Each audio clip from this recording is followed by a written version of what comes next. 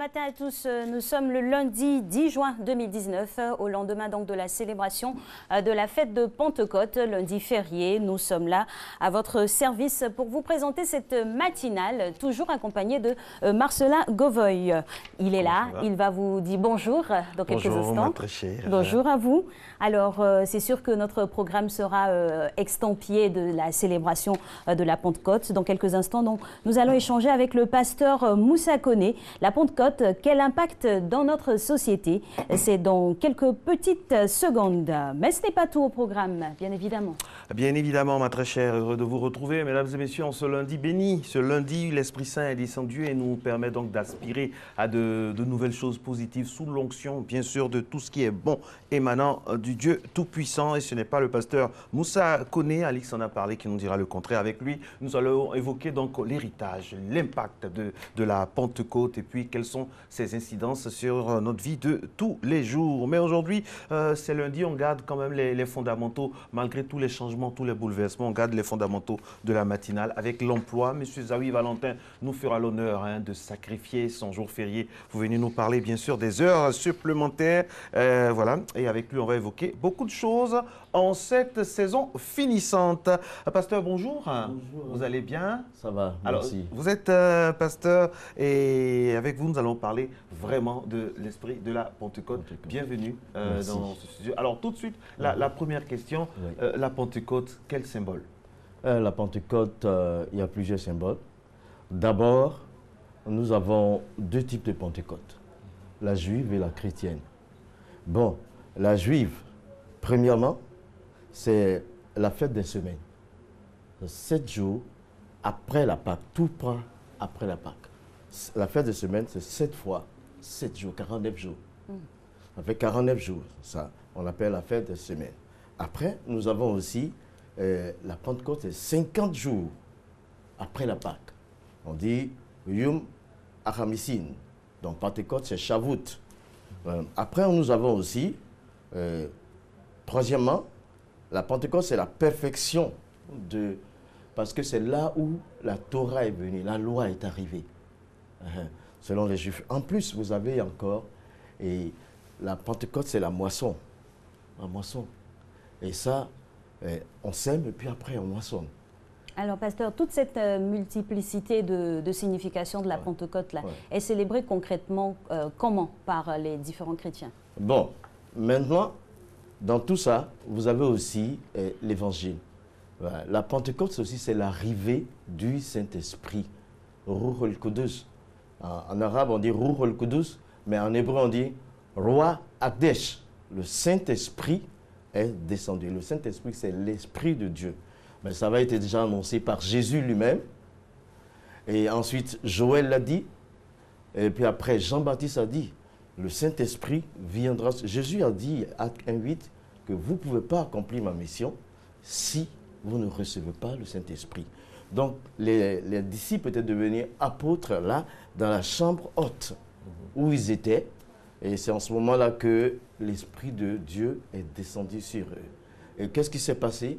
Bon, il y a eu un grand vent, et puis un rugissement, et des langues de feu sont venues sur eux. Bon, les langues de feu, pourquoi? C'est la parole. Les langues pour toucher leur langue, pour dire que dans leur bouche, ils doivent vivre la parole. Et là, et puis le vent violent, c'est pour écarter tout ce qui peut être obstacle à la réussite de leur vie et la mission.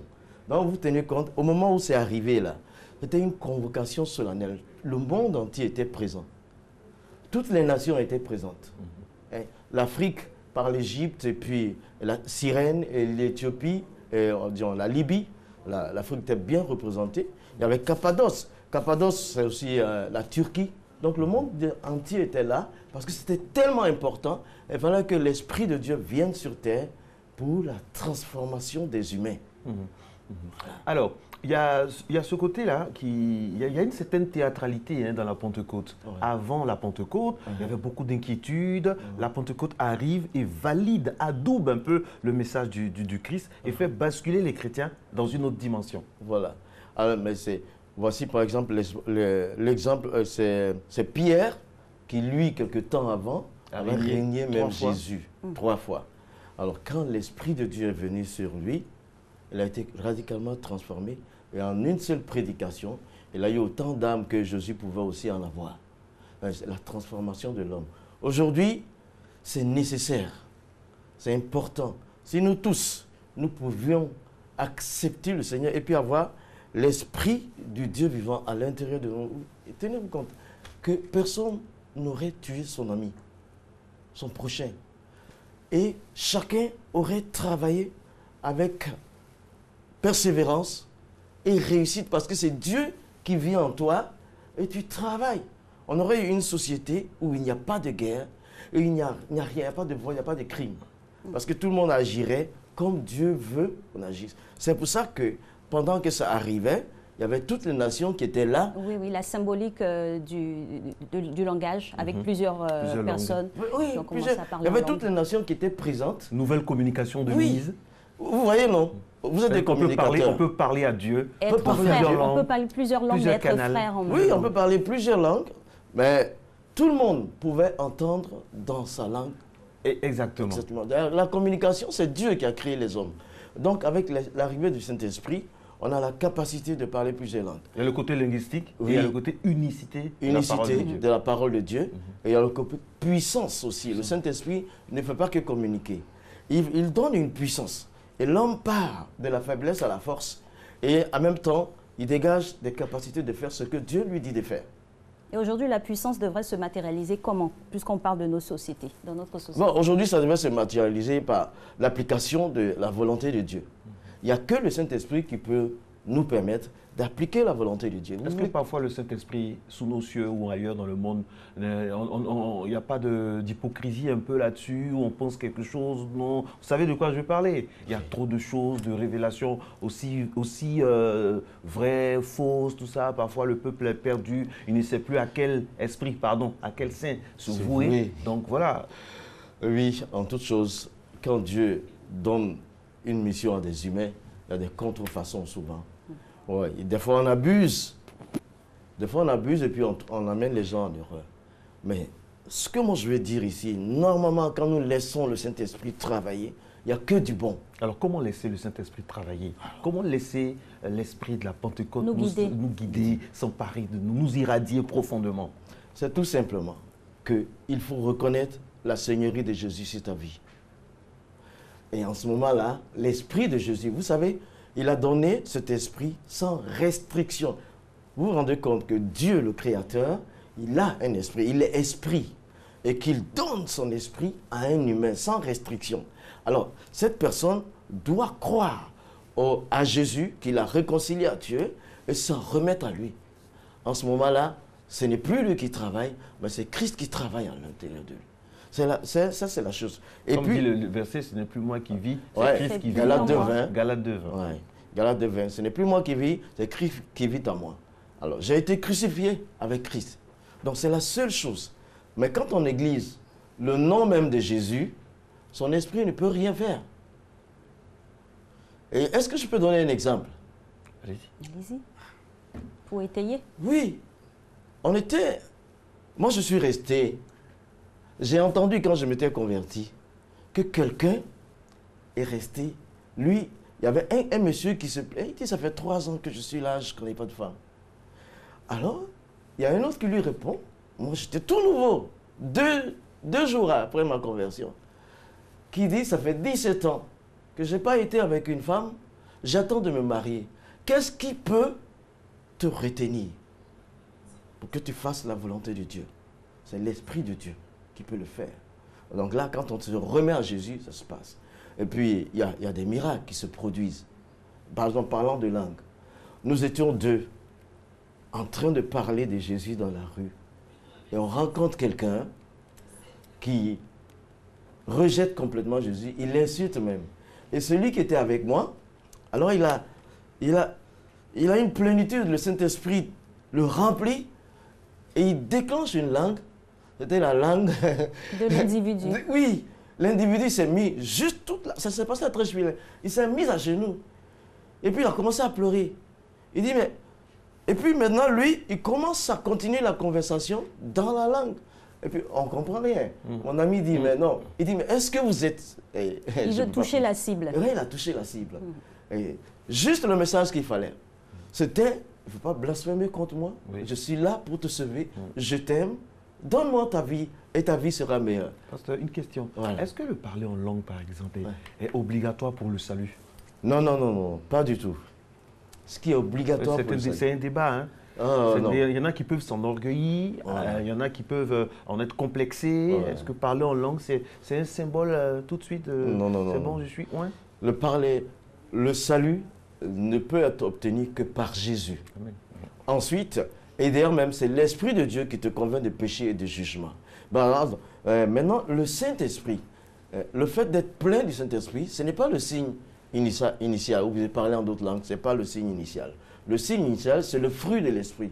L'amour, la joie, la douceur et tout ça, la patience et la maîtrise de soi. Il n'y a pas de chagrin. Il n'y a à celui pas de qui croit en chagrin. Jésus. Voilà. Il dit qu'il n'y a aucune loi qui est contre l'amour, la joie, la douceur, la maîtrise de soi, le fruit de C'est l'esprit. pour ça que le commandement suprême, c'est Aimez-vous aimer les uns ton les prochain de autres, tout ton les cœur, autres. de toute ton âme, de Ouais. ton esprit, le Seigneur comme toi-même. On peut parler dans d'autres langues et puis être rempli de colère, faire du mal. Non.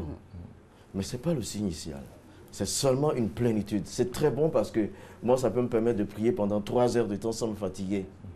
Voilà. C'est un peu, il y a des avantages. Et puis, tu es conduit tout de suite à aller à une autre dimension par rapport à tes limites. Tu vois, ta limite, c'est le ciel, quoi. Chaque fois, tu as envie de foncer. C'est pour ça que Dieu m'aime. Dieu n'est pas un Dieu stagnant. Quand il parle à Moïse devant le buisson ardent, et le français nous dit, allez dire que je suis. Mais ce n'est pas ça. Le français est très pauvre par rapport à une langue. C'est une langue qui n'est pas très biblique. Mais ce qu'il dit, c'est ayez, Asher, ayez. Je serai celui que je serai. Il n'y a pas de présent biblique en hébreu. Je serai celui que je serai. Je suis un Dieu évolutif. Donc toi, Marcelin, excuse-moi. Non, il n'y a pas de souci. Ouais. Il y a pas de souci. Tu peux être mon fils. Il y a pas Moi, de j'ai souci. 67 ans. Hein. Tout à fait. Toi, tu es là, mais ce n'est pas la fin de tout. Tu seras. Celui que tu seras plus positionné que ça, vous aussi. Amen. Donc, quand l'Esprit de Dieu vient en nous, quand on a la reçoit, plénitude, on reçoit. on ne se limite pas à notre position actuelle. On Faut se évolue. projeter. On évolue, on avance. Une vision évolutive. Oui, une vision évolutive qui s'affirme. Tu rentres de ton destin, tu rentres dans ta destinée qui est le plan de Dieu. On peut être froissé, fâché par des choses, venir le matin tout fâché, et puis le soir avoir une bonne nouvelle, être positionné. N'est-ce pas, ma très chère Alix? Ça fait partie Bien des... évidemment, Oui. on utilise du rien pour en faire du beau. Voilà. Oui, Voilà. ben, on n'a pas besoin d'une démonstration humaine pour s'aligner dans la volonté de Dieu. Par le Saint-Esprit, on est toujours plus que Vainqueur. Ah, merci, pasteur. Vous nous édifiez ce matin. Alors, quel message de Pentecôte pour notre pays, la Côte d'Ivoire? Ces derniers temps, par exemple, on entend beaucoup de choses, beaucoup de mots qui nous font peur. Il y a beaucoup d'affrontements. D'ailleurs, Martin Bonheur, qui est toujours au diapason de l'info, dans son instant vérité, va en parler un peu. Mais vous, quelle est la vision des pasteurs? Aujourd'hui, il y a des pasteurs qu'on qualifie de bons, de délicats.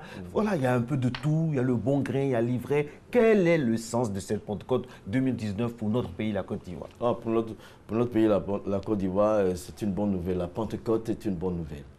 Ça veut dire que là où l'on a tué, Dieu peut mettre la paix. Si on se décide de vivre par l'esprit de la Pentecôte. Parce que, Marcelin, à ce jour-là, toutes les nations étaient présentes. Toutes les langues étaient présentes. Donc ce message, il est divin. Il est divin. Dès qu'on rentre dans l'esprit de la Pentecôte, on se laisse diriger et tout se passera très bien. Il n'y aura pas de vol, il n'y aura pas de guerre, il n'y aura pas d'animosité. Tout viendra. Et c'est le moment où la Côte d'Ivoire doit adopter ça. Parce qu'il y a une possibilité de résolution des situations compliquées. C'est Dieu lui-même qui va faire. Et c'est pour ça que moi, je suis très heureux. Ça fait 32 ans que je suis dans le ministère. Je suis très heureux. Il y a toujours de l'espoir. Mais il faut que l'on s'aligne et reconnaisse la personne de Jésus-Christ. Mais regarde, cet homme, il te dit, tu me gifles à droite, je te donne la gauche. Il n'a jamais tué quelqu'un. Même quand on venait le capturer, il y a un de ses proches qui a coupé l'oreille. Il a quand même fait le miracle de mais il a dit, il a pris l'oreille, il a reconnu, on ne sait pas quoi. Il a reconnu, il a dit, mais celui qui prend l'épée mourra par l'épée. Range ton épée. Si je veux, j'aurais appelé une myriade d'anges pour faire ce combat. Mais comment vous serez sauvés? Il faut que je sois arrêté, il faut que j'aille sur la croix et que mon sang vous lave pour que vous soyez sauvés. Et moi, je reprends ma vie après. Parce que je la donne, je la reprends.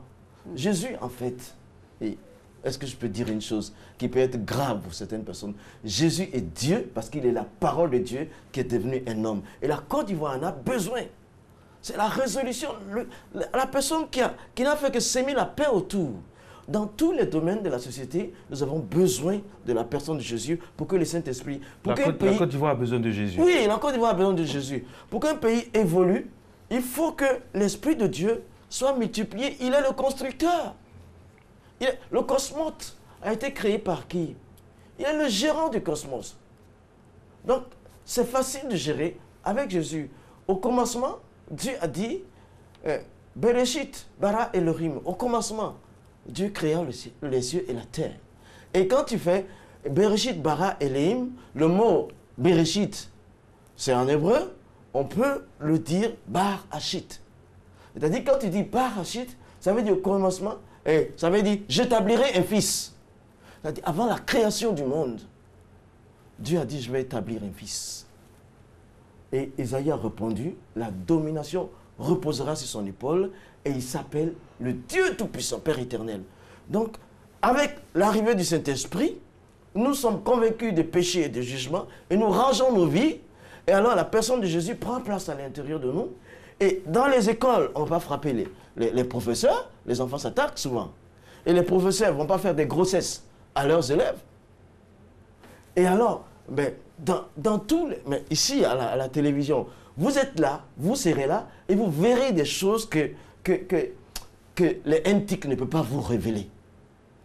Alors, on va arriver à une certaine dimension de cette nation qui est puissante. Vrai. Et parlons toujours de société. Hein. C'est vrai que nous sommes une nation laïque, c'est-à-dire qu'il y a plusieurs croyances. Et on devrait s'agoûter au message universel qui est d'aimer son prochain. Oui, mais comment on peut aimer son prochain si ce n'est pas par Dieu qu'on aime son prochain? On va toujours trouver un défaut un jour. Il y aura toujours des intérêts pour que je l'aime. Je l'aime parce qu'il peut me faire ceci. Mais le jour où il ne pourra pas me faire ceci, mon amour sera différent. Mais Jésus nous a aimés. Gratuitement. C'est très courant dans nos sociétés où il y a beaucoup d'intérêt devant. Il n'y a plus d'amour pur, il n'y a plus d'amour véritable. Il n'y a plus de rien que pour le geste, sans vouloir le reste. Il y a toujours un intérêt. Et ça, c'est ce que la Pentecôte, avec l'Esprit Saint, veut rectifier. Marcelin, je dis... Moi, je suis resté religieux 35 ans et ça fait 32 ans que je suis chrétien. Mais l'expérience que je vis au quotidien, c'est toujours bon. J'aime ceux qui me persécutent, j'aime ceux qui m'insultent. Parce que s'ils connaissaient celui que je connais, ils ne l'auraient pas fait. On a besoin de ça en Côte d'Ivoire. On a besoin d'aimer notre prochain, sans le juger, mais l'aimer de l'amour de Dieu. Ça, c'est universel, mais pour l'appliquer, il faut recevoir l'Esprit de Dieu. Et comment recevoir l'Esprit? Comment se mettre dans des conditions, les prédispositions pour recevoir? Ah, c'est très simple. D'accord. C'est très simple. Parce que je suis limité. Et si je veux être illimité pour réussir ma vie, impacter, alors je dois prendre mes limites et les remettre à Dieu. Vous tous qui êtes fatigués et chargés, je vous donnerai du repos. C'est très simple. Vous savez, je suis là. Je me suis réveillé samedi à 2 h du matin et j'étais à l'enterrement du père d'un de mes jeunes pasteurs.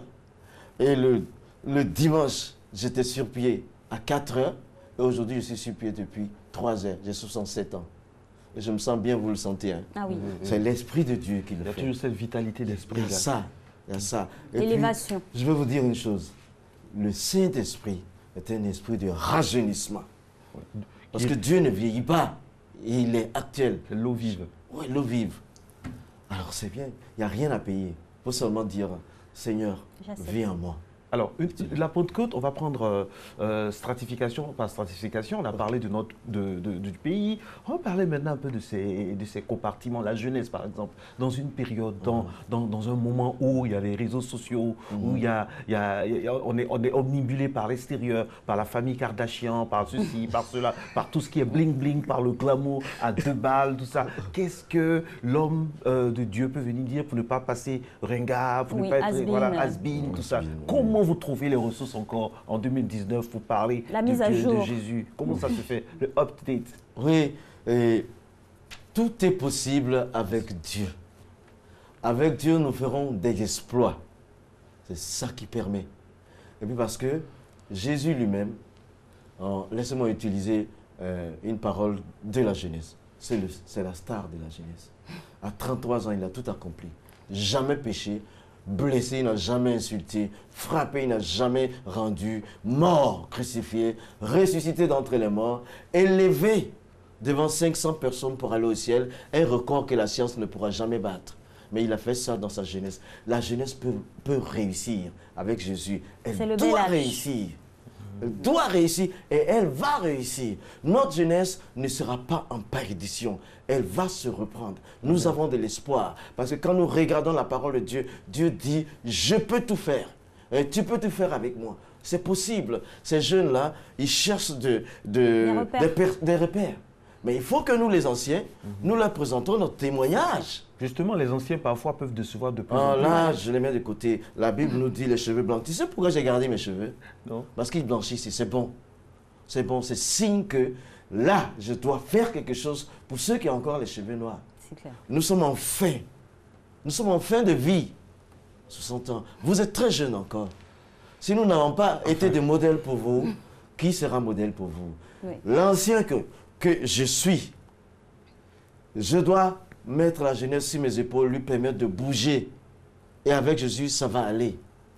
Avec l'Esprit Saint. Avec l'Esprit Saint, ça va. Et quand les anciens n'ont pas cette attitude-là, quel serait, on va dire, le comportement adopté pour la jeunesse? C'est de trancher carrément? Quand les anciens n'ont pas cette habitude, il faut leur rappeler à l'ordre. C'est pas irrévérencieux. Hein? Parce qu'en chaque ancien sommeille quelque chose qui serait utile à la jeunesse. C'est pourquoi Moïse a dit, après moi, à bien compter mes jours. Si j'ai 67 ans aujourd'hui, qu'est-ce que j'ai vécu? Même ce qui n'a pas été bon, je dois le dire à la jeunesse. Ne faites pas ça. Parce que moi, je l'ai fait, je me suis cassé les dents. Mais faites plutôt ceci ou cela. Les longs jours ne sont pas pour rien. C'est pas pour rien. Oui, c'est ça. Il faut qu'on laisse un exemple. Qu'on vous prépare. Si vous avez des enfants, vous les aurez. Hein? Mais votre génération est une génération tremplin. Nous, on est des passages, on vous encadre. Mais vos enfants, le temps qu'ils vont grandir, vous savez, je vais vous dire une chose. Le temps qu'ils auront vos âges, le cacao de la Côte d'Ivoire reviendra plus fleurissant. Le pétrole qui est parti reviendra plus fort. Plus fort, plus fort. Parce qu'il va monter une génération qui a la crainte de Dieu et qui saura aimer l'homme et qui va gérer l'homme selon Dieu. Alors tout va revenir. Et cette Côte d'Ivoire, moi, je passe tous les 3 mois, je suis à l'extérieur, dans un pays. Elle est valeureuse, elle a de la valeur. Que je sois en Suisse, en France, au Canada, ou même au Togo, au Burkina, quelque part, on veut être comme un Ivoirien. Mais il faut que les Ivoiriens voient le roi, et le roi des rois, Jésus, et qui se laisse diriger par le Saint-Esprit pour continuer d'être un modèle quand même. Et ça va arriver. Ça va arriver. Toi, tu vas être un modèle. Tu vas être un modèle pour tes enfants. Ils vont te voir. Alors, ils vont te copier. Et leurs enfants, alors, seront là où il faut, quand il faut, et ils feront ce qu'il faut pour eux-mêmes, pour leur génération et pour la nation. Parce que le Saint-Esprit va continuer son ascendance dans les vies. Et on aura une vie meilleure. Parce que de plus en plus, les hommes religieux s'adaptent. Bon, les hommes s'adaptent surtout aux réseaux sociaux. Il y a des vidéos, il y a des programmes. On saisit ce pan de l'évolution, entre guillemets, hein, de la société pour passer le message de Jésus. C'est pour dire que Jésus, il est flexible, il s'adapte à toutes les situations. Oui. Il a dit une parole, vous ferez autant que moi. Il nous a donné ça. Mais Lui, il allait de ville en ville, il est resté dans un petit périmètre. Il a fait une communication qui atteint le monde. C'est clair. Mais nous, aujourd'hui, on peut rester là et atteindre le monde. Exactement. Donc, on profite de cela pour lâcher des messages. Mais il faut apporter ce dont le monde a besoin. Ce dont les jeunes ont besoin, les vieillards ont besoin.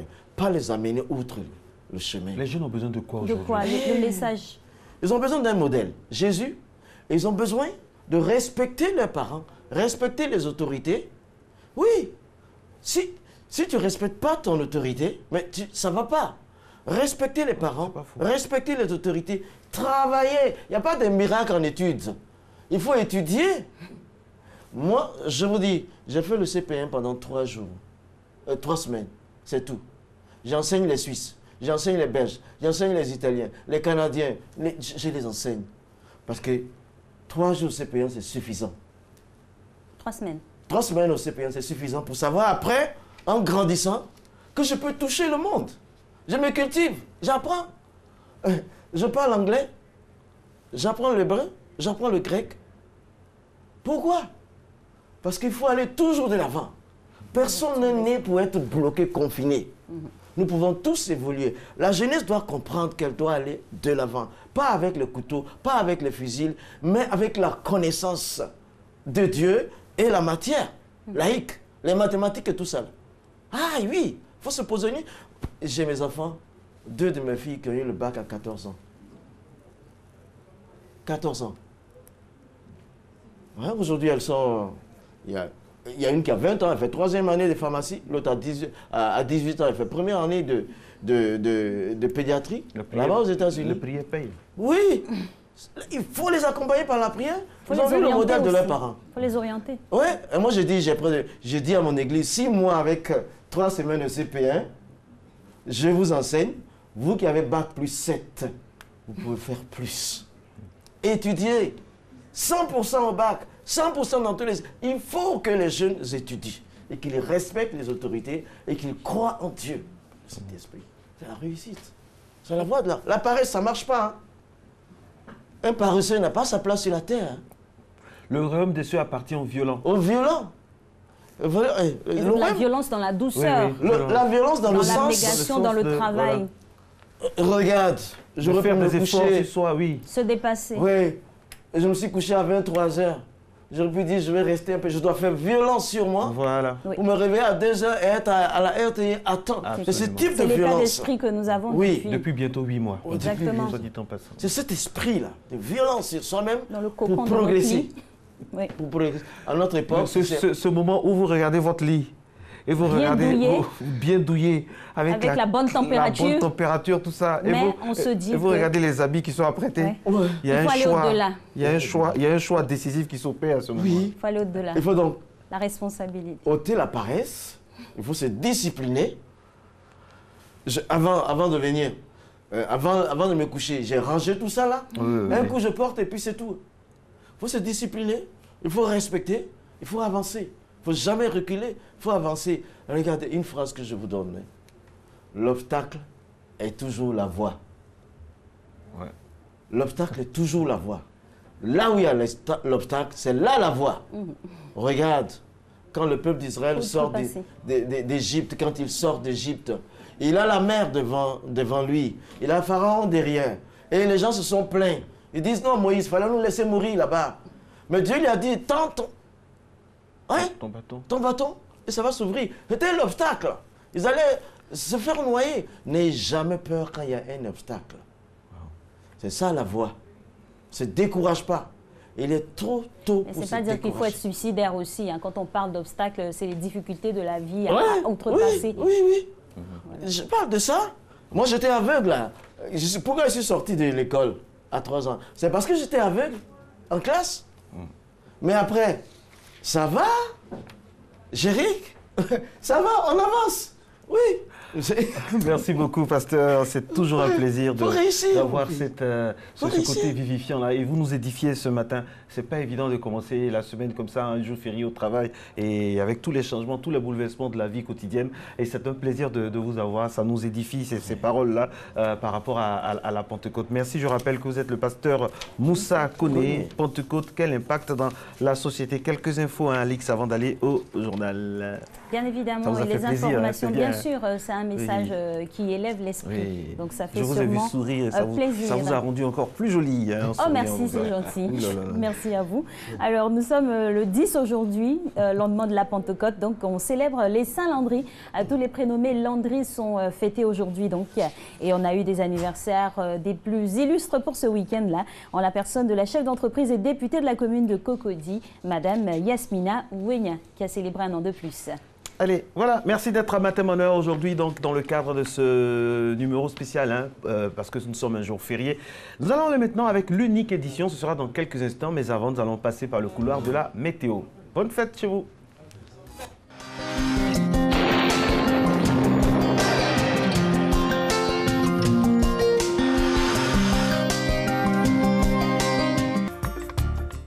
Mesdames et messieurs, bonjour. Tôt le matin, les régions du sud-est seront touchées par des pluies faibles à modérées par endroits avant de faire place à des intrusions du soleil. Ailleurs dans le pays, le temps sera progressivement nuageux.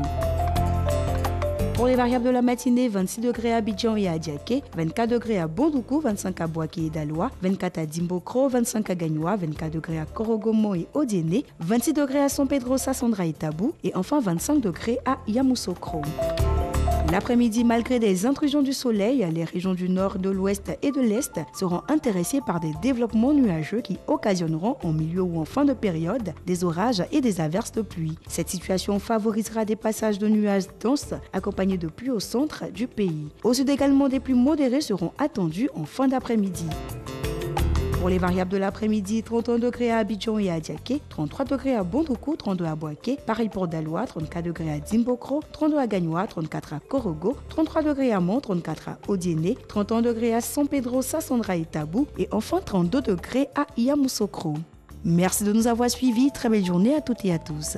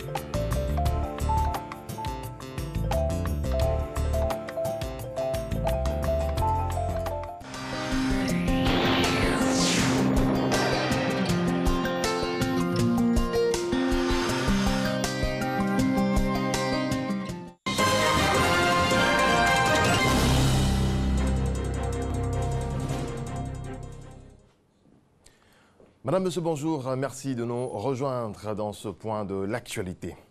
On démarre tout de suite avec la Pentecôte en Côte d'Ivoire. L'événement a lieu 50 jours après la Pâque. La Pentecôte marque la venue du Saint-Esprit après la montée de Jésus au ciel. L'ambiance dans les églises hier dimanche, décrite par Patricia Omouetia.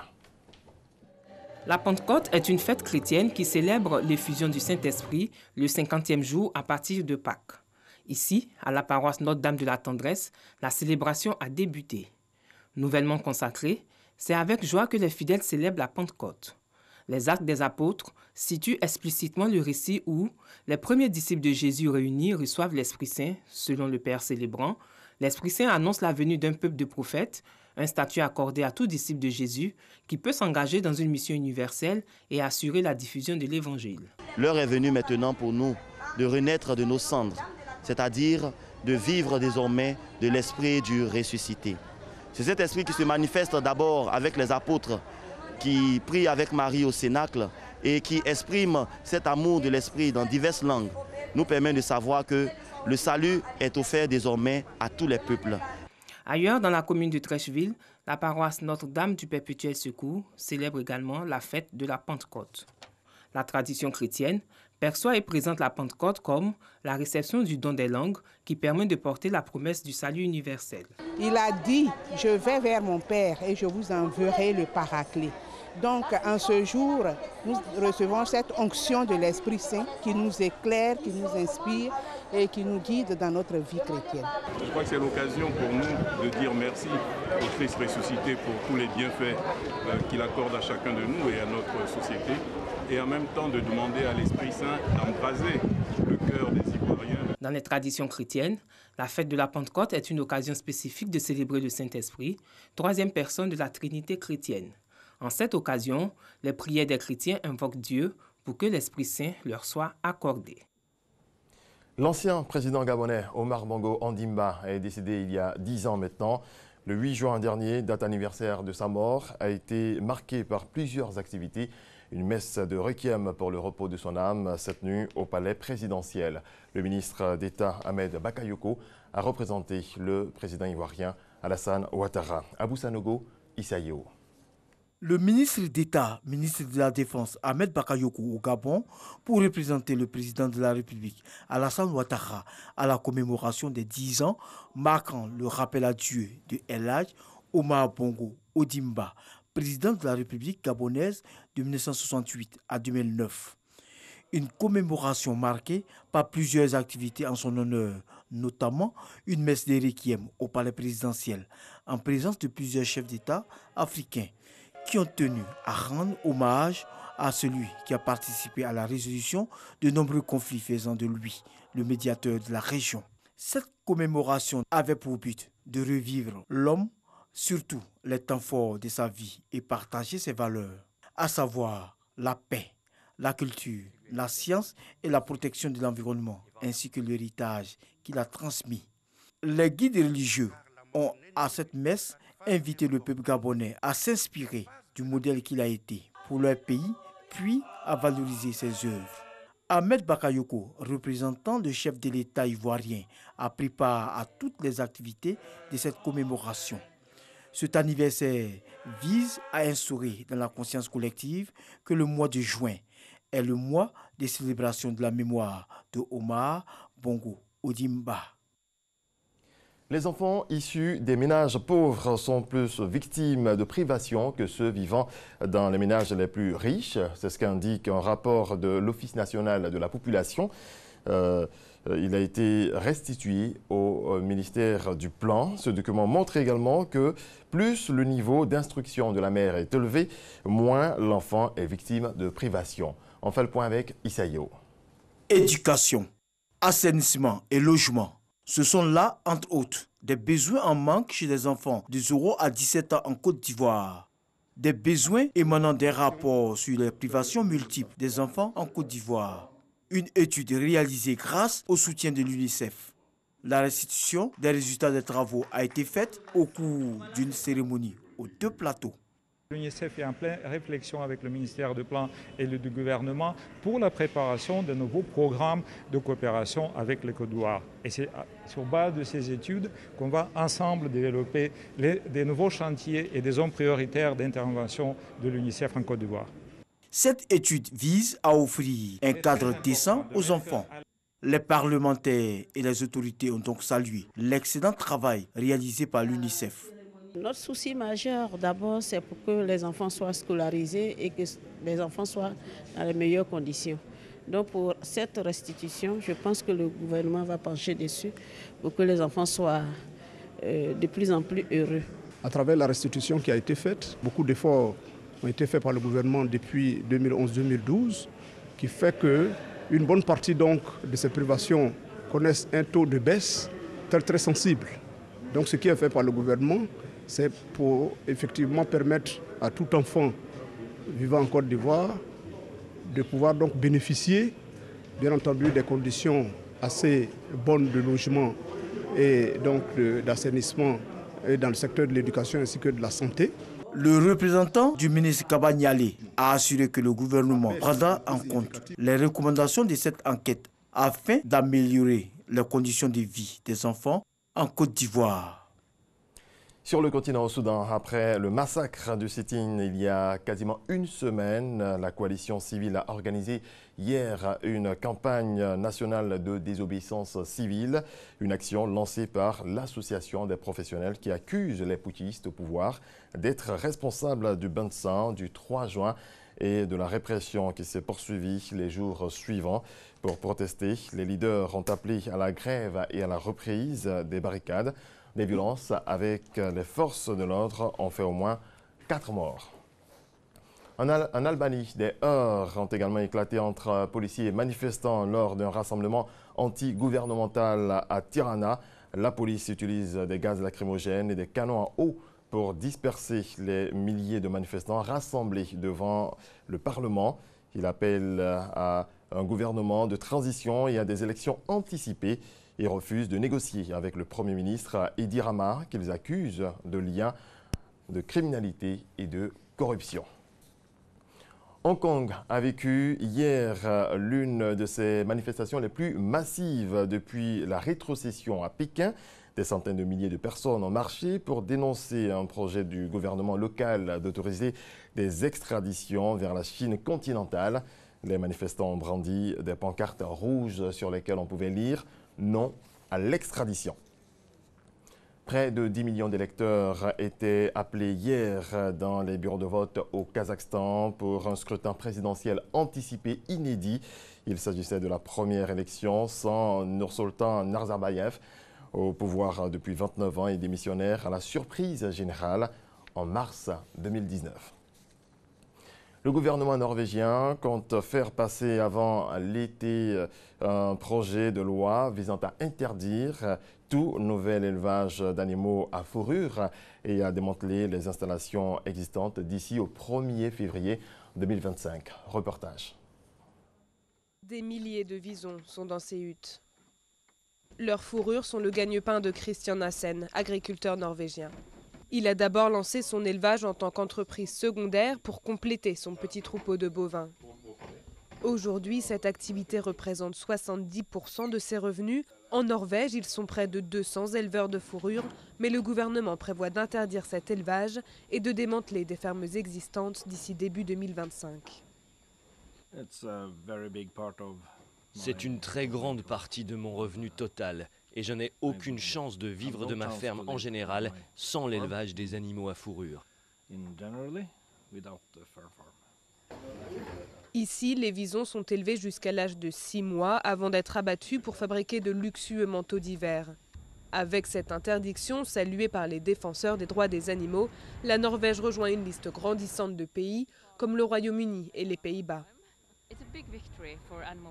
C'est une grande victoire pour le bien-être animal en Norvège. C'est une prise de conscience que la considération pour les animaux peut en fait peser plus lourd que l'argent ou les intérêts commerciaux.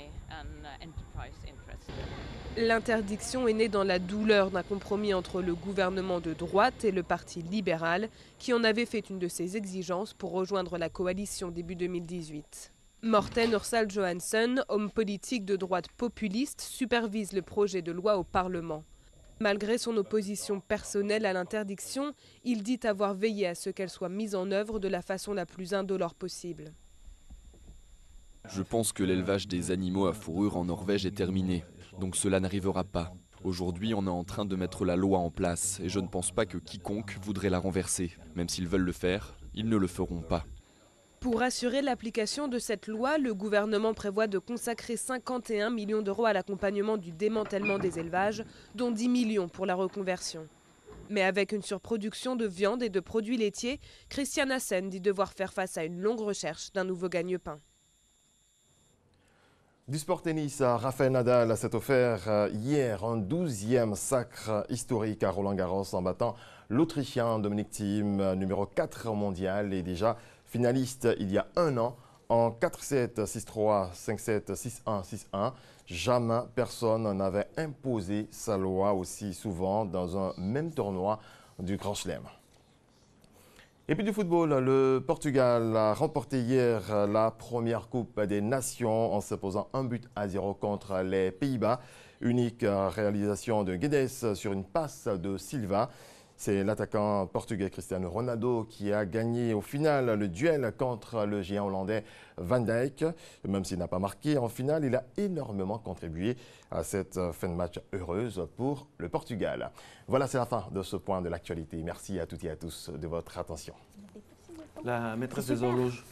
Eh oui, il est 41, il a même dépassé le temps, explosé le chrono. Généralement, quand il fait ça, c'est que derrière, il va nous lâcher de chez... C'est le changement qui a eu une influence sur lui. Alors, mais bon. Félicitations à Cristiano Ronaldo, qui montre que lui, au moins, il a joué dans plusieurs clubs. Et puis, ça ne va pas couvrir cette belle victoire de Roland Garros. Voilà, il fait gagner son pays. Justement. Et puis, Raphaël Nadal, franchement, j'aimerais savoir où il tire cette énergie. Un extraterrestre, Raphaël Nadal. Ben voilà, si vous voulez, c'est un extraterrestre. Moi, je pense que c'est un grand compétiteur, c'est un grand sportif qui se fixe des objectifs et les atteint tous les jours. Il a une vision. 12e Roland Garros pour lui. 12e Magnifique. Magnifique. Magnifique. Rafa. Non, chapeau quoi. Ah oui, chapeau super bas. Roland Garros. Chapeau bas. Et puis maintenant, après, on va passer, bientôt ce sera Wimbledon, il y a le tournoi aussi du Queens, tout ça. Ouais, magnifique. Magnifique. Instant vérité maintenant, on va passer à un moment très important, Alix, de notre émission. C'est ce moment-là où notre invité est passé au crible, mais de façon positive. C'est clair. Surtout pour que les Ivoiriens puissent savoir, n'est-ce pas? Bien évidemment. Et aujourd'hui, le sujet qui vous est présenté, c'est le suivant, affrontement intercommunautaire, risque ou malaise social, développé par le docteur Eddy Brice-Niapa, expert en cryzoologie, en compagnie bien sûr de la Gabrielle Zani nationale.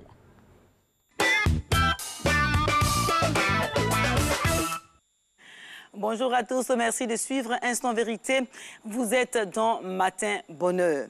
11 morts, plus de 100 blessés et des centaines de déplacés. C'est le bilan des affrontements de Béomi, selon Kone Brahman, le procureur de la République près le tribunal de première instance de Bouaké.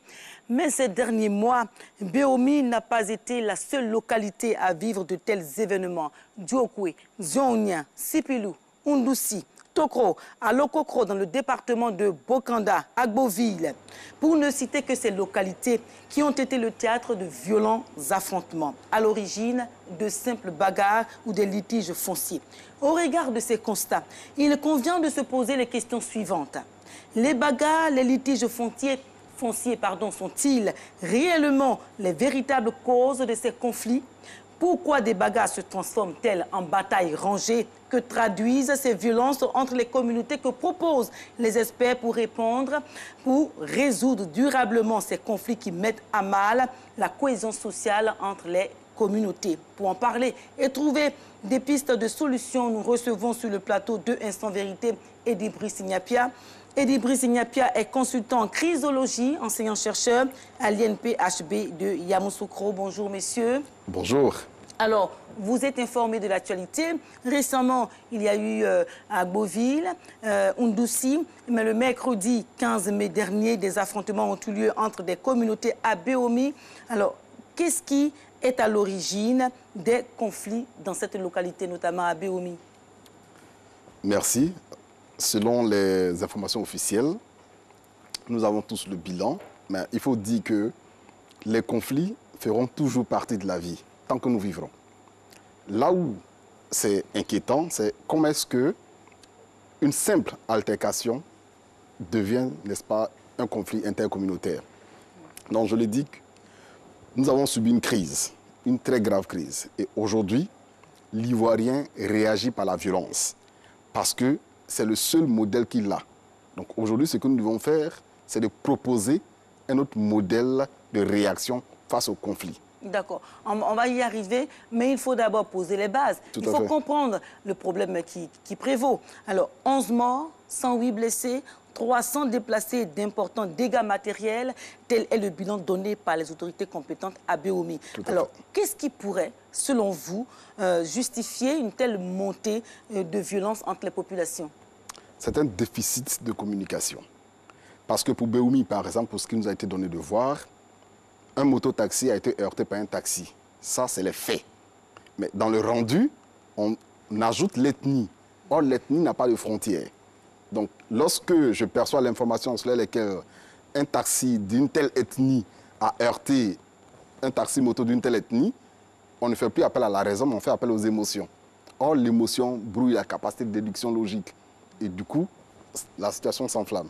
D'accord. On va un peu ratisser l'âge. On va aller au-delà de Béomi. Il y a eu des faits similaires qui se sont déroulés aussi à Diokwe, à Zonia, à Ondoussi, à Gboville récemment, et même dans les villages de Tokro, à Lokokro, dans le département de Bokanda. Alors, quel est votre diagnostic en ce qui concerne la cohésion sociale, le vivre ensemble, vous qui êtes chrysologue?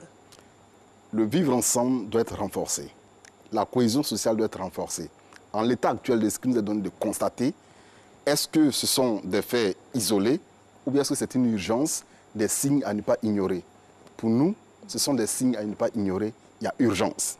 Et lorsque c'est urgent, c'est déjà trop tard. Il faut réagir vite et bien. Alors, comme vous l'avez si bien dit, les faits à la base sont d'une extrême banalité. Voilà. Et que traduisent ces faits-là? Est-ce que cela montre la fragilité du vivre ensemble? Fragile, je ne dirais pas, mais il y a une très grande incompréhension. Regardez un peu sur nos routes. On a tous des permis de conduire, c'est qu'on a appris à conduire. Mais on assiste à des embouteillages. Là où même on apprend à conduire. Est-ce que ces populations qui sont dans ces zones-là savent comment régler un conflit? Ça s'apprend. Construire un accord, faire la différence entre les faits et les normes, entre les personnes et les problèmes, ça s'apprend. Donc, une fois qu'on n'a pas ces connaissances, on réagit avec les émotions. Or, les émotions brouillent la capacité de déduction logique. Mais j'ai envie de vous dire, professeur Nyapia, c'est vrai que peut-être ces personnes-là n'ont pas peut-être la capacité de pouvoir résoudre ces problèmes. Mais il y a des systèmes traditionnels de résolution de conflits dans nos communautés. Quand même, on ne peut pas ignorer les arbres à palabres et tout cela, le conseil des anciens. Comment pouvez-vous expliquer quelles sont les raisons profondes qui peuvent justifier de tels débordements? Lorsque vous prenez une communauté, les communautés, à l'interne, ont les mêmes codes de valeurs. Or, aujourd'hui, c'est des brassages interethniques qui n'ont pas toujours les mêmes codes de valeurs. Donc, les mots de résolution dans une ethnie A peuvent ne pas être la même résolution, les mêmes mots de résolution dans une ethnie B. Donc, voilà pourquoi nous appelons à une gestion moderne des conflits aujourd'hui. La tradition est un recours, mais attention, c'est un brassage de peuple. Mais en même temps, avant d'arriver à la résolution moderne des conflits, mais il y a une base traditionnelle. On peut faire recours rapidement aux chefs de village, aux autorités traditionnelles qui sont là, qui sont présentes sur place. Vous voyez? Pourquoi les populations ne font pas référence à ces personnalités traditionnelles? Il faut travailler ce réflexe justement de ne pas se faire justice. Lorsque la population a le sentiment qu'elle n'est pas écoutée, elle a tendance à se faire justice. Vous venez juste de les citer, mais il faut exercer la population à avoir recours à ces voies légales de résolution de conflits. Lorsqu'il y a un accident, par exemple, comme c'est le cas de Béoumi, il y a deux cas, vous faites un arrangement à l'amiable ou vous faites un constat. Donc pourquoi est-ce qu'on ne va pas vers ces solutions légales qui existent et on arrive à se faire justice? Mais moi, je vous pose la question, justement. Vous qui êtes chrysologue, oui. Vous avez étudié, je vais dire, les relations humaines, je ne sais pas, les sciences humaines et tout cela. Dites-nous pourquoi. Pourquoi aujourd'hui en Côte d'Ivoire c'est comme ça? Il y a ce qu'on appelle le syndrome de l'accomplissement. Lorsqu'un militaire revient du front, il faut qu'il se fasse écouter pour déconstruire la violence dans sa tête. Nous avons subi plus de 10 années de crise. L'Ivoirien ne sait que réagir par la violence. Il faut déconstruire cette violence dans sa tête. Vous voulez dire que ce sont les crises qui ont enseigné aujourd'hui à l'Ivoirien la violence? Tout à fait. Il y en a qui avaient peut-être 6 ans à l'époque, aujourd'hui ils sont adultes. Ils ne sont que dans la violence. Ils ne peuvent réagir que par la violence. Il faut leur montrer d'autres manières de réagir face à un conflit sans forcément passer par la violence. Et c'est possible. Alors, si c'est possible, si donc l'altercation entre deux individus à Béoumi ou encore, je ne sais pas, à Zonia est un prétexte, que traduisent ces violences en arrière-plan? Oui, un besoin d'information, de formation, surtout ne pas se voiler la face. Aujourd'hui, il y a comme un rejet de l'autorité de l'État. Regardez par exemple, pour Sipilou, le commissariat a été saccagé, à Botro, le commissariat a été saccagé. On va y arriver, hein? Oui. On va y arriver. Ça, c'est un autre point qu'on va aborder sérieusement dans cette rubrique pour qu'on puisse faire, je vais dire, l'inventaire de tout ce qui se passe et qu'on tire les conclusions afin d'apporter des solutions durables. Tout à fait. Alors, laissez-moi vous poser la question de savoir, est-ce qu'il y a des récupérations politiques dans ces affrontements? Je dirais, je ne m'avancerai pas sur ce point parce que je n'ai pas d'informations. Mais aujourd'hui, Je prends le dernier cas d'Agboville. 2 élèves ont une altercation. 2 jours après, les communautés sont au bord de l'affrontement. Je ne pense pas qu'on leur dit de faire ça. Parce que lorsque vous enterrez des morts, il y a des déplacés, je ne pense pas que ce soit les policiers qui en subissent. Donc, il faut savoir raison garder. On peut déresponsabiliser les populations pour dire qu'elles sont manipulées, mais je ne pense pas qu'on puisse manipuler les mêmes personnes tout le temps. Sachant que lorsqu'il y a des déplacés, c'est nous qui perdons. Alors, au constat, comme vous l'avez si bien dit avant, les institutions de l'État, la préfecture, les commissariats sont le plus souvent pris pour cible. Alors, même les résidences des autorités administratives sont aussi attaquées. Qu'est-ce qui pourrait expliquer ces dérives? Un manque de civisme. Aujourd'hui, il faut comprendre que tous ces bâtiments publics qu'on attaque, qu'on détruit, c'est le contribuable qui va payer. Donc, il faut reprendre encore cette notion de civisme. Il faut que l'Ivoirien apprenne à faire confiance au système qui est établi, parce que si chacun doit se faire justice, on ne sait pas jusqu'où ça peut aller. Et au bout du compte, c'est le contribuable qui va rembourser tous ces dégâts qui sont faits. Donc, il faut insister encore sur le civisme. Oui, on va insister sur le civisme, on est là, mais la question c'est, est-ce une défiance à l'égard des autorités ou un manque de confiance dans la gestion de ces conflits qui prévalent dans les régions? Je pense qu'il faut quand même responsabiliser les populations.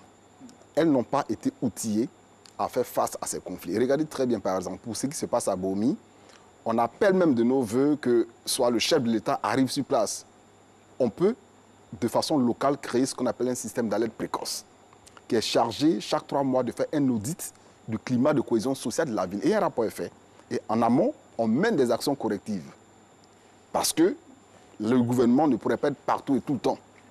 Il faut responsabiliser les populations locales. Alors vous l'avez dit, on veut défier l'autorité de l'administration, on veut marquer son mécontentement, mais en même temps, pourquoi rendre l'État ou l'administration publique responsable de ces violences? Justement. Pourquoi attaquer les représentations de l'État? Parce qu'on veut se déresponsabiliser. Lorsque vous mettez le feu à un commissariat de police, c'est vous qui serez en insécurité. Demain, lorsque vous aurez un problème, qui est-ce que vous allez appeler? Donc, je dis, la foule n'a pas de conscience. Il faut reconscientiser, il faut réformer, il faut réinstaurer le civisme. Mais en quoi faisons? La formation. Nous étions à Tiasalé et un chef du village nous a dit, mais on comprend mieux pourquoi est-ce que les conflits, il y a tellement d'escalade de conflits. Parce qu'ils ont compris, ils ont fait le processus. Si une personne n'a pas été exposée à une autre manière de réagir face à la colère, face à la violence, mais bien entendu, la personne va se faire justice. Le conflit, il y en aura partout. Et il y en aura toujours tant que nous serons sur terre. Mais est-ce pour autant que nous devons nous faire le crâne? Non. Il faut apprendre, il faut déconstruire. Il y a des mécanismes pour cela. Alors, mais certains pensent que ces faits montrent que la réconciliation en Côte d'Ivoire n'est pas achevée. La réconciliation est un processus qu'on ne peut pas achever. Mais attention, et là encore je l'ai dit, réconcilier, c'est maintenir l'unité des contraires. Vous ne pouvez pas avoir le même point de vue tout le temps. Et c'est d'abord une décision personnelle, avant d'être étatique. Donc on peut être des spectateurs, dire que la réconciliation n'est pas achevée et se faire plaisir, mais qu'est-ce que nous faisons en tant que responsables, là où nous sommes, pour achever ou bien commencer et parfaire cette réconciliation? Alors selon vous, comment définiriez-vous ces conflits intercommunautaires qui se transforment en attaques systématiques contre les représentations de l'État? En crisologie ou bien, je ne sais pas, dans votre domaine? C'est ce que nous appelons le syndrome de l'accomplissement. Demandez à toutes ces personnes qui s'attaquent au commissariat, c'est-à-dire après avoir fait ou bien mené ces actes, qu'est-ce qu'elles en pensent? Elles ne sauront vous répondre. C'est comme si l'individu était dans un état second. Pourquoi est-ce que la violence stimule tant? Pourquoi est-ce que les gens sont subjugués par la violence? C'est des questions que nous devons nous poser. Il faut faire intervenir des psychologues pour écouter ces personnes-là. La crise est d'abord la crise de l'humain. La crise est d'abord la crise de l'humain. Vous ne verrez pas 2 bâtons s'affronter. C'est des personnes qui soulèvent ces bâtons pour s'affronter. Pourquoi? Parce qu'ils n'ont pas encore été écoutés. La Côte d'Ivoire sort peut-être des crises, mais certains Ivoiriens sont encore dans la crise. Ils n'ont pas encore décollé. Mais et comment faire pour faire décoller ces personnes, pour les faire sortir de ces crises? Justement, il faut les écouter. il faut les écouter. On peut ignorer des signes de détresse, mais attention, on risque d'avoir des dépressions et aller de crise en crise. Je vous entends dire des signes de détresse, ce sont des signes annonciateurs. Selon vous, annonciateurs de quoi? Qu'est-ce qui se cache derrière... Annonciateurs d'une crise plus grave. Parce que tous ces événements ne sont pas à ignorer ou bien ne sont pas isolés. Nous approchons, n'est-ce pas, des élections de 2020. Et là encore, on cristallise les énergies. Allons-y dans une campagne pour comprendre que lors d'une élection, on donne sa voix et non sa vie. Soyons prêts à donner notre voix et non notre vie. Rééduquons la population, il est encore temps. Non, on va rééduquer la population. Comment? C'est vrai, dans les écoles, dans les universités, qui sont aussi en grève. Bon, on ne comprend pas comment. Qu'est-ce que vous préconisez, vous, en tant que crisologue? Ce métier, je ne suis pas le seul à le faire. Je sais qu'il y en a plein qui ont reçu la formation. Il faut, dès maintenant, dans chaque ville, dans chaque commune, créer des systèmes d'alerte précoce. Au moins 2 à 3 jours de formation et prendre, par exemple, les communautés qui avaient été opposés pour les mettre ensemble sur un projet d'entrepreneuriat. Parce que dans la théorie de la gestion de conflits, il a été prouvé que lorsque 2 personnes ont en commun un intérêt économique, ces personnes se battent rarement. Donc il faut créer un intérêt économique intercommunautaire. Et vous allez voir que la tension va baisser. Parce qu'on va réorienter les énergies vers la création de richesses. Oui, ça, ce sont peut-être des propositions à long terme. Non, maintenant. Même maintenant. Même pour faire ces projets-là, il faut toute une politique, des mesures à prendre, tout cela. Mais maintenant, à Béomi, on a besoin de paix. À Agboville, à Ondoussi, on fait quoi là maintenant? Oui, mais et ça peut revenir à tout moment. Donc, c'est de reprendre les communautés qui étaient opposées et leur dire, et pour Béomi, je vous fais une confidence. En 2009, nous étions à Béomi et au cours des échanges, et regardez bien cette phrase, cette communauté, je ne vais pas les citer, ne respecte personne parce qu'elles enterrent les morts n'importe comment. Nous avons approché le responsable de cette communauté, mais qu'est-ce que vous dites de ces faits? Effectivement, on nous a donné un espace pour enterrer nos morts, mais attention, le sol est sablonneux et ça ne permet pas d'enterrer nos morts dignement. Donc, puisqu'on ne peut pas garder les corps, on va les enterrer là où c'est possible. Donc, vous voyez que pour un problème de terre, d'un problème géologique, on taxe ou bien on stigmatise une communauté. Il faut faire attention. Il faut faire attention. Est-ce que les préjugés jouent beaucoup dans... Tout à fait. Tout à fait. Tout à fait. Mais aujourd'hui, je prends encore le cas de Béomi. Il y a des Godets qui ont fait des enfants avec des Djoula ou bien des Malinqués. Quelle doit être la réaction de ces enfants? Donc, il ne peut pas avoir de conflit intercommunautaire qui peut prospérer. Mais est-ce que ces brassages culturels dont vous parlez, des baoulés qui sont mariés à des, je sais pas, à des Robert ou à des Gourou, à des Yakuba, est-ce que cela ne peut pas être, je veux dire, une chance pour ces populations? Tout à fait. Enrichissons-nous de nos différences. Et ce sont nos différences qui pourront être, n'est-ce pas, des frontières à ne pas franchir par la violence. Et c'est possible. Arrêtons les conflits, de qualifier les conflits, n'est-ce pas, d'ethniques. Parce que l'objet du conflit, à Béomi, c'était un accident. À Sipilou, c'était encore une bavure policière. Lorsqu'il y a une bavure policière, il y a des règlements. À Agboville, je vous l'ai dit, c'est l'altercation de 2 élèves. C'est tout. Revenons aux faits et non à l'affect du conflit. D'accord, donc revenons aux faits et non à l'affect. Qu'est-ce que vous voulez dire de façon beaucoup plus simple, hein? Pour ceux qui veulent rendre compte des conflits, et j'en ai vu un peu sur les réseaux sociaux, de faire attention. Des médias? Oui, des médias également. Lorsque vous rendez compte d'un conflit, faites un effort pour ne pas y associer l'ethnie. Je reviens encore à Béomi, il n'y a pas de taxi où les marqués Godet ou bien de mototaxis où les marqués Djoula. Non. C'est des faits. Restons aux faits parce que l'identité n'a pas de frontières. Alors, merci Edi Brice-Ignapia d'être venu à Instant Vérité. Vous êtes consultant, formateur en chrysologie, enseignant-chercheur à l'INPHB de Yamoussoukro. Merci pour ces éclairages et vos solutions afin de résoudre les conflits qui prévalent dans les villes et communes de Côte d'Ivoire. Mesdames et messieurs, c'est la fin de Instant Vérité. Restez avec nous dans Matin Bonheur. La suite avec Alix et Marco. Soro, féliciter Sinidiawa signe, mesdames et messieurs, la respiration technique de cette émission. Matin Bonheur, très heureux d'être en votre compagnie. Nous sommes dans un autre studio, vous avez constaté, hein, ça sent la fin de saison. Bientôt, donc, on aura le studio Marie-Thérèse Péchaud aux couleurs de la Coupe d'Afrique des Nations avec toutes ses déclinaisons sur RTI 1, tout le groupe RTI. On aimerait saluer nos collègues de la matinale, tant sur Radio Côte d'Ivoire que sur Fréquence 2. Aujourd'hui, il y a des anniversaires, Alix, tout juste avant d'aller à la thématique. Joyeux anniversaire à M. André Silver Conan. Oui, ça, c'est aujourd'hui son anniversaire. Journaliste, écrivain, communicateur. Il n'a pas sa langue dans sa poche et ça fait du bien. Ça fait avancer le débat parce qu'on ne va pas toujours se contenter de la pensée unique et continue. Non, il faut des gens comme ça, des troupes faites qui nous permettent quand même parfois d'avoir un regard assez cool pertinent sur des sujets parce que tout le monde n'est pas obligé de penser de la même manière. C'est ce qui fait que le monde avance, n'est-ce pas, ma très chère? Bien évidemment. Et d'autres anniversaires dans la même veine. Ce 10 juin 1987 naquit Martin Harkin, footballeur autrichien. On a sûrement son image chez vous à la maison. Voilà. Et voilà. Et puis également aussi à une téléspectatrice fidèle de Matin Bonheur depuis Asnières, c'est à côté de Paris, Mi-Ange Aurégua, qui on souhaite un très joyeux être annuel. On lui souhaite une année en diamant.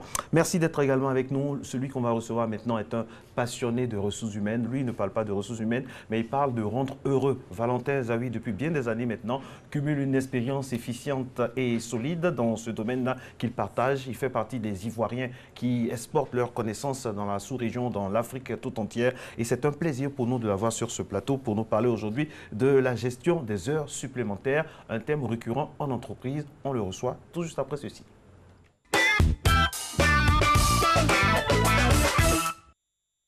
Les heures supplémentaires nous permettent d'avoir plus de temps pour faire le travail.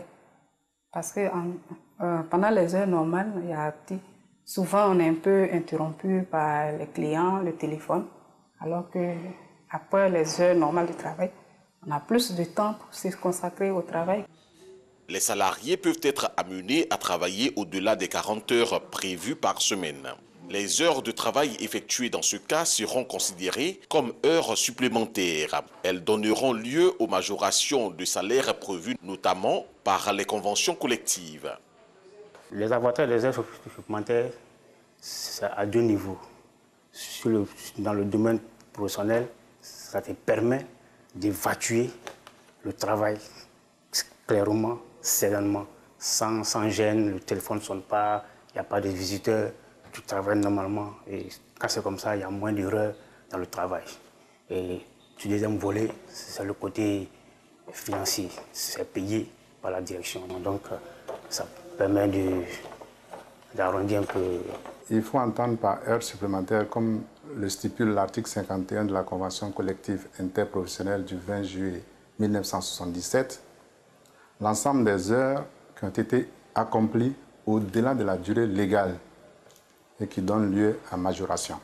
Il y a deux conditions essentielles pour bénéficier des heures supplémentaires.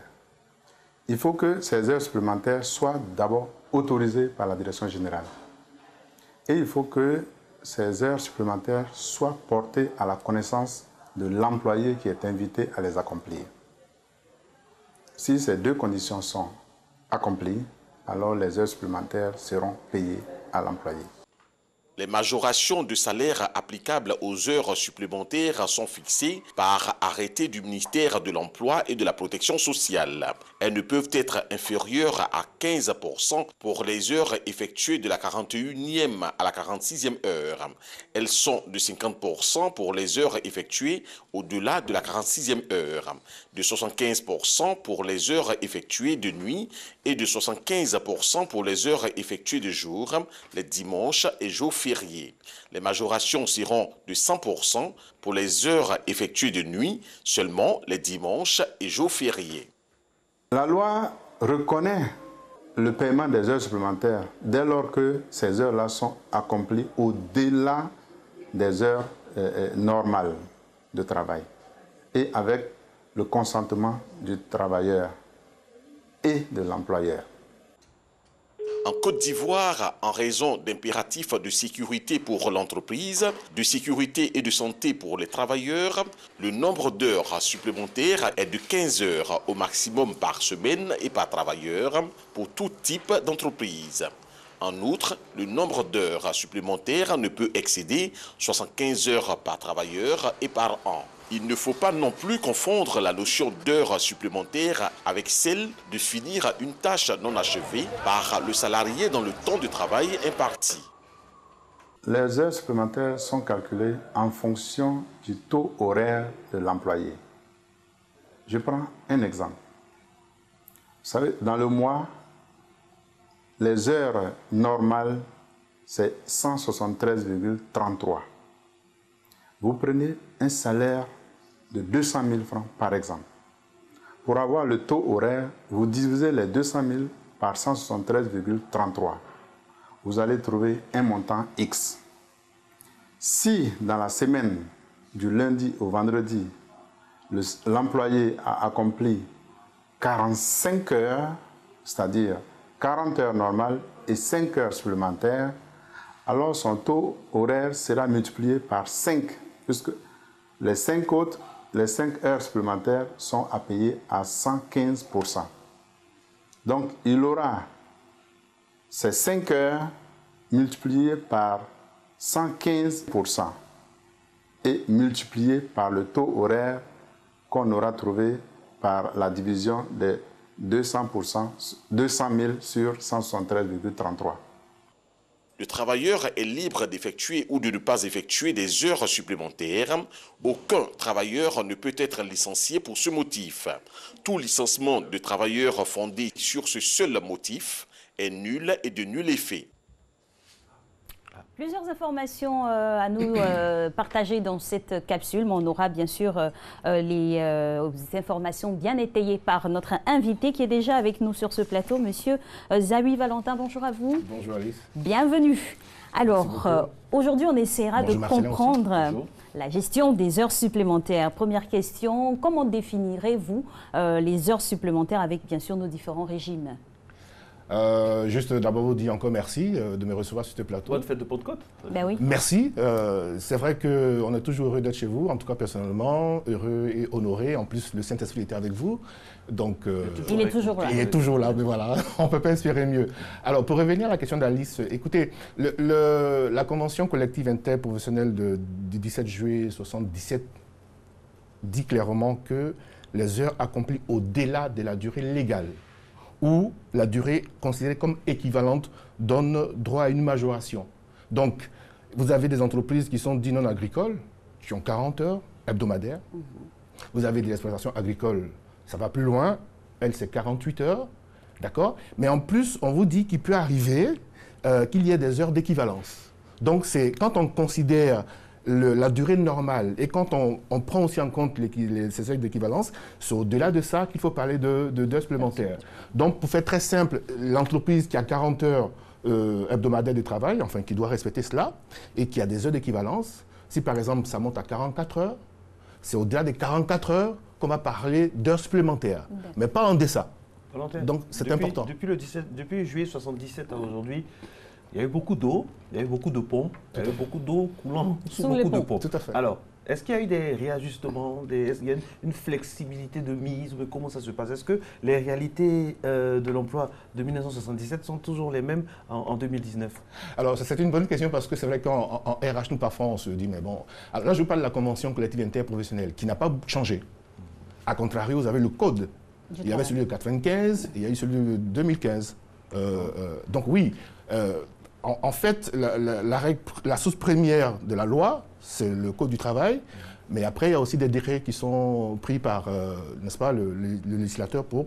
Mais quand on parle du secteur privé, on va plus aller vers la convention collective parce que, par définition, dans la convention, les dispositions de la convention vont dire, sont généralement plus favorables à l'employé que dans le code. Quand on dit dans le code, par exemple, pour donner un exemple, un employé qui a travaillé un mois effectif, il a 2 jours de congé, il a droit à 2 jours de congé.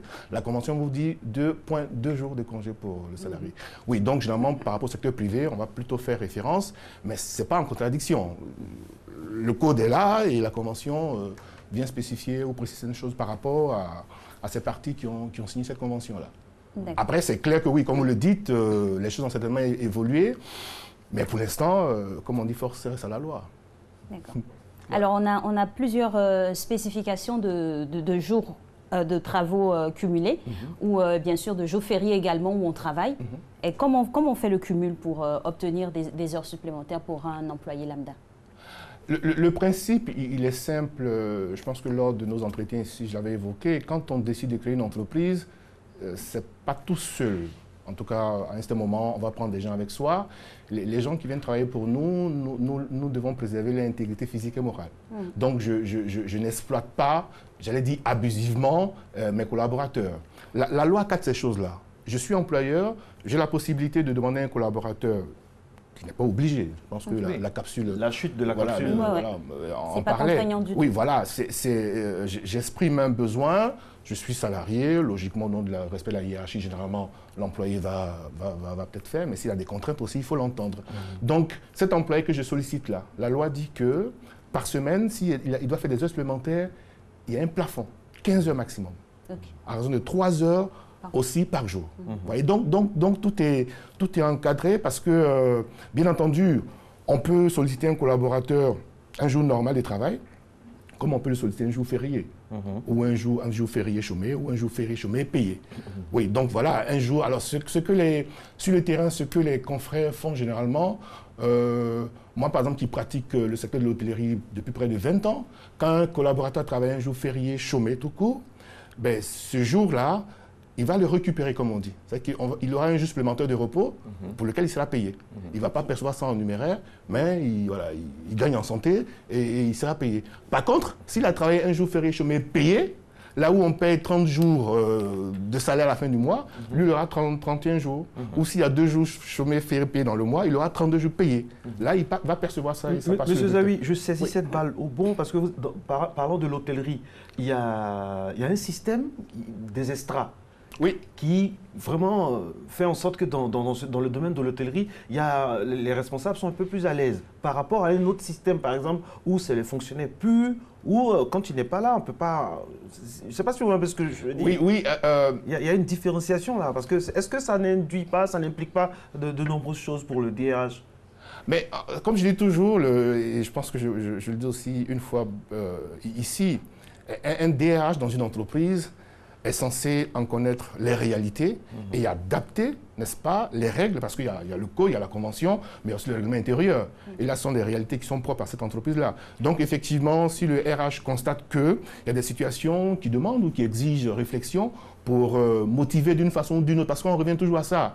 Les gens viennent travailler pour se réaliser. Pas pour souffrir. Voilà, comme disent trivialement certains de nos compatriotes, on travaille pas chez le mouton. Non, pas pour devenir mouton. Exactement. Donc oui, il faut toujours, il faut pas perdre ça de vue. Donc il appartient au RH d'apprécier et de voir que oui, si c'est dans l'administration que des gens sont... Alors, mais comme je l'ai dit, là on parle vraiment du secteur privé. La fonction publique, c'est autre chose. On est dans le service public, ce n'est pas forcément les mêmes exigences que le secteur privé. Dans le secteur privé, un collaborateur qu'on veut retenir parce qu'il y a un besoin, ben, il y a une procédure en interne. Je dis, peut-être que, enfin, j'anticipe. Je ne me lève pas comme ça parce que une heure supplémentaire, c'est de l'argent. Il y a des majorations en fonction de... Enfin, on pourra en parler si vous voulez. Donc, je ne me lève pas... À supposer que je dois finir à 17h. Et je reste dans mon bureau jusqu'à 21h. Je fais traîner mon travail pour pouvoir rester. Oui, d'accord, vous pouvez rester jusqu'à minuit si vous voulez, 2h du matin, mais ce n'est pas des heures supplémentaires. Pour qu'il y ait un supplémentaire, une entreprise, il y a une organisation, je présume. C'est mon supérieur hiérarchique qui me demande de rester par rapport à un besoin. Bien sûr. Et l'aspect officiel de la chose, c'est qu'il y a une fiche qu'on va renseigner. Pour dire, monsieur ou madame YZ va rester, travailler de telle à telle heure, tel jour, voilà. Avec de quoi ce document est délivré avec faire valoir de ce que là, vous faites, c'est très total, là. Mais bon, juste une signature, déjà, ça suffit. Mais bon. Empilation aux ressources humaines. Certainement. Et à la direction de la comptabilité. Oui, voilà. Donc, il y a un minimum de précautions à prendre parce qu'une entreprise, on parle de gestion. Bien sûr. Hein, comme on dit Managué, c'est planifié, c'est organisé, c'est dirigé, alors, il y a c'est une question concrète de M. Soro Silla, qui nous a écrit de Bondoukou, qui dit j'ai refusé plusieurs heures supplémentaires de mon employeur et à la fin, j'estimais, il est asthmatique, il a refusé plusieurs heures supplémentaires de son employeur après qui a dit qu'il a licencié pour insuffisance de résultats. Alors, l'interactivité est excellente. Dès l'instant où un employé n'était pas en capacité d'honorer une sollicitation de sa hiérarchie, il est au chômage depuis. Pour raison des maladies, si j'ai bien compris, le licenciement, il n'est pas normal. Est-ce que c'était spécifié aussi? Est-ce qu'il a... Ah, voilà, c'est... Il ne nous dit pas si c'est spécifié. Monsieur Soro, on veut vous défendre, mais on veut être un peu objectif. Exactement. Il faut toujours avoir tous les éléments. Mais dit comme ça, on pourrait dire on est dans la logique d'un licenciement abusif. Après, a priori, voilà, il faut effectivement... Vous avez raison. On suppose, on fait confiance à M. Soro, on suppose qu'il a dit, dans ce cas. Oui, d'accord, mais la confiance, c'est pas le contrôle. Non, je vais dire si. Non, en termes d'hypothèse, c'est la loi qui le dit, on n'a rien inventé. On ne peut pas me licencier au nom de raisons médicales. Voilà. Quand on parle d'insuffisance, il faut l'établir. Et quand on décide de se séparer d'un collaborateur, il y a bien une démarche qu'il faut suivre. Et dès l'instant où... On connaît toujours cette aversion-là que les directeurs et les chefs d'entreprise ont pour les employés qui sont méticuleux. Lui, il se dit que son salaire, c'est pour travailler de 7h30 à 17h. Donc c'est le gars, mais c'est la dame, elle ne va même pas vouloir transiger. Et quand c'est comme ça, vous êtes dans l'œil du cyclone du chef. Mais vous savez pourquoi? Il y a bien une raison à ça, parce que quand on est salarié, il y a ce qu'on appelle le lien de subordination qui spécifie votre statut de salarié. Vous avez obligation de respecter votre hiérarchie. Par rapport à ce qui est travail, je ne dis pas de toute autre chose, on s'entend bien. Oui, donc il peut arriver qu'on ne soit pas disposé une fois. Mais si systématiquement, chaque fois qu'on vous sollicite, il y a un refus. Après, quelle image on garde de vous aussi? Parce qu'on est quand même dans une entreprise et quand on travaille, on cherche aussi à évoluer dans la hiérarchie. On va plus compter sur vous. Exactement. Donc, oui, c'est votre droit peut-être de dire non, je ne suis pas disposé. Mais après, ne soyez pas étonné qu'on n'aille pas vous chercher pour faire des promotions.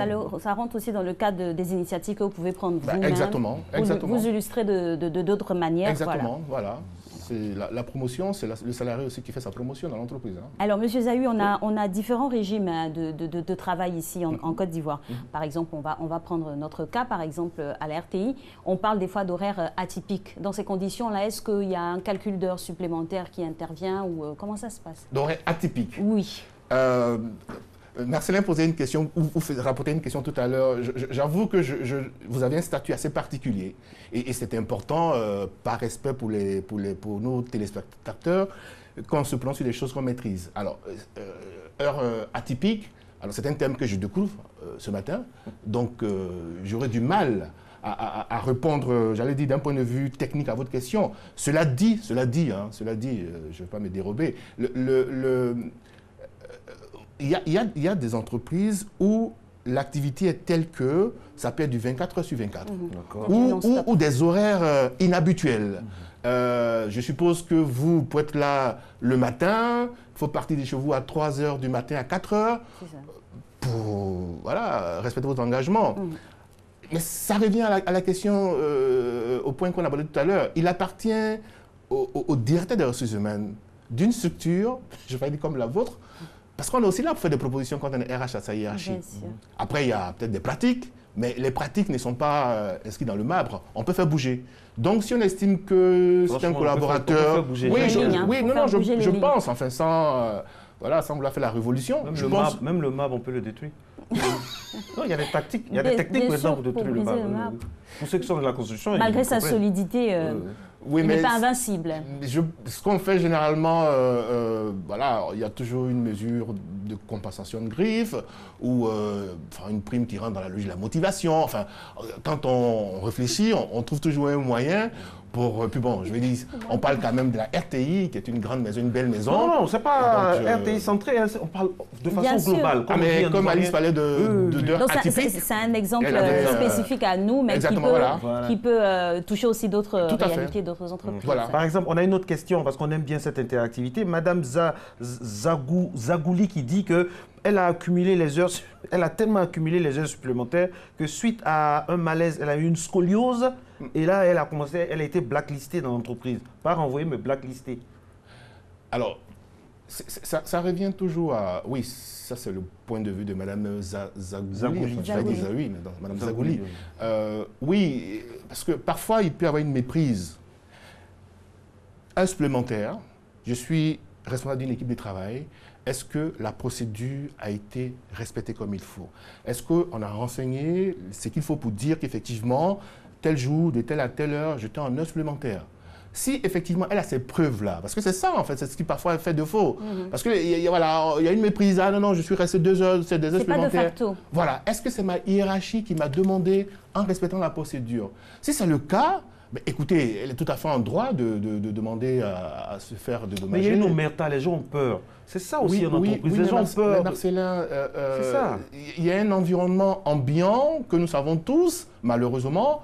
Moi, j'espère, je souhaite juste que voilà, chacun fasse son travail. La précarité, oui, de l'emploi. Oui, mais il faut aussi, je pense qu'il y a différents acteurs. L'inspection du travail, voilà, sa mission, c'est de veiller à ce que, voilà, bon, après, il faut que chacun fasse son travail. Je pense que si chacun essaie de faire son travail de la meilleure façon qu'il soit, ben, le pays s'en porterait mieux. Voilà, donc, parce que pour revenir à la question, la loi aussi dit que quand un employeur a sollicité pour des raisons spécifiques des collaborateurs pour des heures supplémentaires, en tout cas sur une période assez conséquente, dans un délai de 2 mois, cet employeur ne peut pas débaucher. C'est-à-dire qu'ils ont fait le travail et puis après ils estiment que non, il n'y a plus rien à faire, donc je vais me séparer de mes collaborateurs. Là. Non, ça il n'a pas le droit de le faire. Donc, parce que la loi essaie quand même d'encadrer les choses. Donc voilà, on ne fait pas non plus tout et n'importe quoi quand on est chef d'entreprise. Le calcul, comment ça se fait? Justement, dans un cas bien précis d'heures supplémentaires cumulées, organisées, encadrées, comment on revient, comment on est rétribué? Alors, mon confrère Soro, je crois a évoqué le point. On vous dit heures supplémentaires, si on est dans une entreprise où c'est 40 heures la durée d'heure légale, on vous dit on parle d'heures supplémentaires à partir de la 41e heure. Donc là, l'article 51 de la convention collective vous dit que quand c'est de la 40e à la 48e heure, votre salaire est majoré de 15%. Donc voilà, on parle d'heures. Donc on va, par exemple, comme il a dit, quelqu'un qui a 200 000 francs, on va ramener ça à l'heure en divisant par 773,33, si je ne me trompe, je crois que c'est ça. Voilà, c'est ça. Voilà. Donc, et on va voir votre salaire horaire. Et ce salaire-là, on va le majorer de 15%. Quand ça va de la 41e heure à la 48e et de 50% au-delà des 48 heures. D'accord? Après, quand on considère le travail de nuit, c'est de 21h à 5h du matin. Donc, quelqu'un qui travaille là, ça sera majoré de 75%. C'est la même chose aussi pour les jours, les dimanches du jour et jours fériés. Et 100% de majoration quand c'est des jours de nuit et les dimanches, les dimanches et les jours fériés. Donc ça veut dire qu'il y a une nomenclature. Nous, on doit être milliardaires, finalement. On est là tous les jours fériés, on travaille très tôt le matin ou très tard la nuit. Mais je ne pense pas qu'on soit milliardaire en étant salarié. Enfin, c'est très rare. Ça devrait avoir quand même une petite valeur ajoutée. C'est très rare. Donc voilà, donc il y a une disposition par rapport à la loi. Après, est-ce que c'est respecté, vous qui connaissez le milieu? Oui, bien sûr. Ça, c'est le travail du comptable payeur dans une entreprise. Comme je l'ai dit, quand vous avez travaillé, on a respecté la procédure. Cette fiche dont vous parliez est adressée donc, à celui qui est en charge et il va en tenir compte. Voilà, 41e à la 48e heure, il va faire la majoration qui s'impose au fur et à mesure. Ça, c'est pas du tout compliqué, mais c'est un peu la même chose pour des salariés qui travaillent un jour férié, chômé, payé. Parce qu'il y a une différence, hein. Rapidement on va la faire. Alors, le jour férié, c'est... Il peut y avoir des jours fériés chômés. Ça veut dire? Voilà, ça veut dire qu'on ne travaille pas. Généralement, ce que les enfants d'entreprise, quand je travaille ce jour-là, on parle de récupération. C'est-à-dire que je vais me reposer et j'aurai mon salaire normal du mois. Par contre, quand j'ai travaillé un jour férié chômé payé, je suis payé un jour supplémentaire. Donc, je double ça, on va dire. Voilà. Et donc, le double du salaire ou le calcul se fait comment? Non, on parle du salaire journalier. Attention. Bien sûr, pour préciser. Oui, donc à la fin, j'aurai 31 jours payés, à la fin du mois, les 30 jours. Voilà. Donc, merci beaucoup à vous, M. Zawi. C'est déjà fini. Ça passe tellement vite quand vous êtes là parce que vous maîtrisez votre sujet. Ça nous fait plaisir. Merci d'être restés en notre compagnie, mesdames et messieurs. On se retrouve avec beaucoup de plaisir demain. Demain, mardi, on va parler droit. On aura le bonheur d'avoir le procureur sur ce plateau pour nous parler d'un cas de droit. Ce sera l'avant-dernier cas de cette saison. Merci à Soro, félicité Sinédiawa à réaliser ce rendez-vous. On se retrouve, Dieu voulant, demain. C'est un jour ouvré. Je marcherai dans sa gloire, car je suis un enfant béni. Je marcherai dans son amour, car Yahweh m'a appelé. Je marcherai dans sa gloire, car je suis un enfant béni. Je marcherai dans son amour, car Yahweh